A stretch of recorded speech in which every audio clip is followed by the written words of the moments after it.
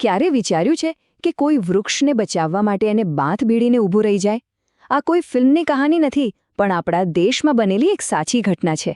આ વાત છે ચિપકો આંદોલનની, એક એવી અદ્ભુત ગાથા જ્યાં સામાન્ય લોકો અને ખાસ કરીને મહિલાઓએ પોતાના જંગલોને બચાવવા માટે એક એવો રસ્તો અપનાવ્યો જે ઇતિહાસ બની ગયો. તો ચાલો આ પ્રેરણાદાયી સફર પર આગળ વધીએ. ચાલો આ સવાલ પર જરા વિચારીએ. એક ઝાડને બચાવવા માટે શું કરી શકાય? આપણે કહીશું કે પાણી પાઈએ, ખાતર નાખીએ, પણ જો કોઈ કુહાડી લઈને એને કાપવા જ આવે તો ત્યારે શું? ચિપકો આંદોલનના લોકોએ આ સવાલનો જે જવાબ આપ્યો એ ખરેખર અસાધારણ હતો. તો આ આખી કહાનીને બરાબર સમજવા માટે આપણે આ 5 મુદ્દાઓ પર વાત કરીશું.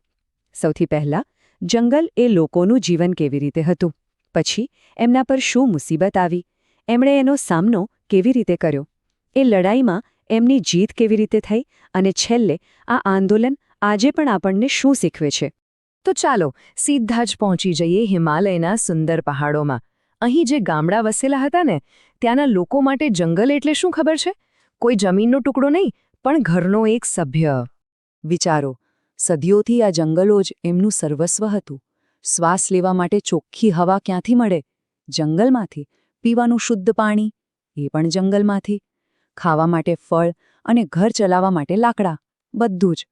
સાચું કહું ને તો જંગલ એમની માં જેવું હતું, જેમની દરેક નાની મોટી જરૂરિયાતનું ધ્યાન રાખતું.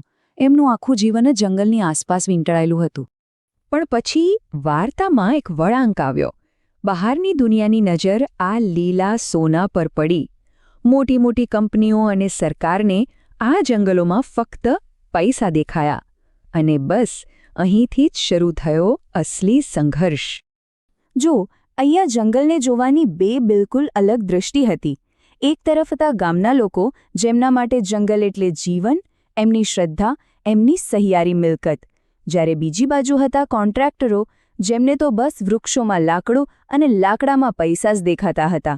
હવે તમે જ કહો, જ્યારે એક માટે જંગલ જીવન હોય અને બીજા માટે માત્ર નફો, તો ટક્કર તો થવાની જ છે, બરાબર ને? શરૂઆતમાં તો ગામના લોકોએ બહુ કોશિશ કરી, અરજીઓ લખી, વિનંતીઓ કરી, પણ એમની વાત કોઈએ કાને જ ન ધરી.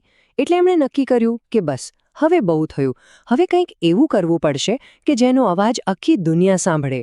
અને એમનું જે આઈડિયા હતો ને, એ એકદમ સિમ્પલ પણ એટલો જ પાવરફુલ હતો. એમણે નક્કી કર્યું કે હવે જ્યારે કોઈ ઝાડ કાપવા આવશે તો અમે એ ઝાડને ચોંટી જઈશું. કુહાડી ચલાવવી હોય તો પહેલાં અમારા પર ચલાવો. આ જ હતું એમનું હથિયાર. કોઈ હિંસા નહીં, ફક્ત દ્રઢ નિશ્ચય. અને બસ આ જે વૃક્ષને ચોંટી જવાની ક્રિયા હતી, એના પરથી જ આ આખા આંદોલનને એનું નામ મળ્યું ચિપકો. હિન્દીમાં ચિપક જાના, એટલે કે વળગી રહેવું. લોકો વૃક્ષોને ચિપકી ગયા અને આ આંદોલન બની ગયું ચિપકો આંદોલન. હવે આ આંદોલન કોઈ એક ગામ પૂરતું સીમિત ન રહ્યું. ધીમે ધીમે એની આગ ફેલાવા લાગી. 1970માં સુંદરલાલ બહુગુણા જેવા લોકોને જાગૃત કરવાનું શરૂ કર્યું. 1973માં મંડલ ગામમાં પહેલી મોટી સફળતા મળી. પણ આ આંદોલનનો જે સૌથી મોટો અને યાદગાર વળાંક આવ્યો એ હતો 1974માં રેની ગામમાં. રેની ગામની ઘટના તો સાંભળવા જેવી છે. થયું એવું કે કોન્ટ્રાક્ટરોએ એક ચાલાકી કરી. ગામના બધા પુરુષોને કામના બહાને ગામથી દૂર મોકલી દીધા. એમને લાગ્યું કે હવે કોઈ રોકવાવાળું નથી.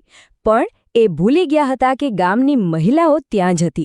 ગૌરાદેવી નામની એક બહાદુર સ્ત્રીએ ગામની બીજી 27 મહિલાઓને ભેગી કરી અને આ બધી મહિલાઓ કુહાડીઓની સામે દિવાલ બનીને ઊભી રહી ગઈ. એમણે ઝાડને બાથ ભરી લીધી અને સાફ કહી દીધું, આ જંગલ અમારું પિયર છે, એને કાપતા પહેલાં અમને કાપવા પડશે. આટલી હિંમત જોઈને કોન્ટ્રાક્ટરોના પણ હોશ ઉડી ગયા અને એમને પાછા જવું પડ્યું. બસ રેની ગામની આ ઘટના પછી તો જાણે આખા દેશમાં વાત ફેલાઈ ગઈ. એક નાના ગામની મહિલાઓની હિંમતે આખા આંદોલનમાં નવો જીવ ફૂંકી દીધો. જે વિરોધ નાના પાયે શરૂ થયો હતો એ હવે એક મોટું જન આંદોલન બની ચૂક્યું હતું. એનો અવાજ એટલો બુલંદ હતો કે છેક દિલ્હીમાં બેઠેલી સરકારના કાન સુધી પહોંચ્યો. અને અંતે સરકારને પણ ઝૂકવું જ પડ્યું. અને પરિણામ આવ્યું એક ઐતિહાસિક જીત. સરકારે એ આખા હિમાલય વિસ્તારમાં વૃક્ષોના વેપારી કટિંગ પર પૂરેપૂરા 15 વર્ષ માટે પ્રતિબંધ મૂકી દીધો. વિચારો, 15 વર્ષ!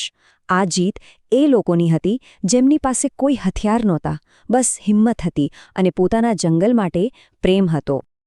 આ આખા આંદોલનનો એક મુખ્ય વિચાર હતો જે સુંદરલાલ બહુગુણાએ ખૂબ સરસ રીતે કહ્યો હતો. ઇકોલોજી જ સાચી ઇકોનોમી છે. આનો મતલબ શું? મતલબ બહુ સીધો છે કે આપણી અસલી સંપત્તિ ફેક્ટરીઓ કે પૈસા નથી, પણ આપણું પર્યાવરણ છે.